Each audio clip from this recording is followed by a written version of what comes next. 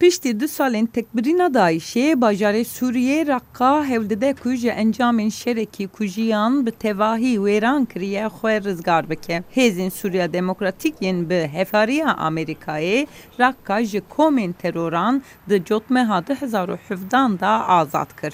Lê di dema şerê demdirêjiyê sê mehan da piraniya jêravahiya bajêr wêran bûye. Karbidestên heremî koalîsyona navneteviya dî jî Daişê rexne dikin. Ji ber ku piştî azadkirina bajar giranî nedane ji nû ve de avakirina Raqqayê. Berê me karbidestên payebilindên koalîsyonê dîdîtin. Lê niha bi tenê xebatkarekî Wezareta Beravaniya Fransî yan yek ji Wezareta Çandiniya Brîtanyayê an ku xebatkarek berpirsyarê civakî ya hikûmeta Emerîkî tê seredana me.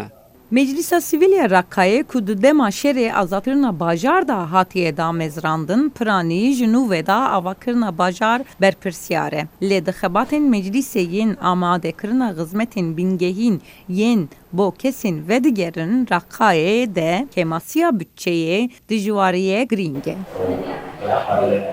Bu temirkirina piran û rêyan em rêbazên kevin bikartînin. Em li deverên din yên bajêr dewrberatînin da pirên û rêyên xirabî tejî bikin. Perê me gelek hindik e û ji bilê vê çareserkirina lezgîn em nikarin tiştekî bikin. Di şerê dî jî Daişê de neh pirên serekeyên li ser çemê Firatê hatiye wêrankirin. Heta niha tenê sê heb ji nû ve de hatiye çêkirin. Welatiyên Raqqayê yên ku vedigerin rastî avahiyên wêrankirî tên. لقينا المحلات على القاع. مدید کو خانیین مگیش هاتنا وران کرن. اب آواهی جه هات برو خواندن. وان اب خانیه آوا کر. ل جه خانیه و آواهی دن نزدیکی 1 میلیارد لیره para hata خواستن. para وان جتنه بو. لما اوچون hemen bin kontrol rejimi. Revşa nebaşiya aboriyê kesên ku difikirin vegerin Raqqayê du dil û gumanbar dike. Rewşa aborî xirab e, bazar hêdî û buha gelek bilindin û elektrik jî tune ye. Karbidestên Raqqayê hişyar dikin ku bê pêşketina lezgîn dibe ku tundû jî li bajêr û der û dorê zêde bibe. Şerê dijî terorê ne tenê leşkeriye. Eger di 10 salên pêş de em guh nedayne çandinî, perwerdehî û tenduristiyê, ew ê nifşeknû ya terorîstan li ver mezin be.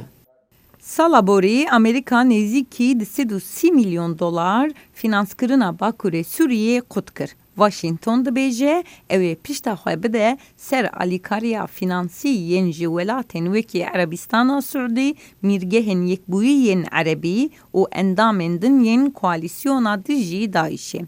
Bilî van qutkirina Amerîka di krîza li Sûriyê de bexşkerê herî mezin û têkaneya alîkariya mirovahiyê ye. Amerîka ji destpêka krîzê ji bo mirovên koçberkirî yên li Sûriyê û deverê nêzîkî 8.1 milyar dolar alîkariya mirovahiyê xerç kiriye.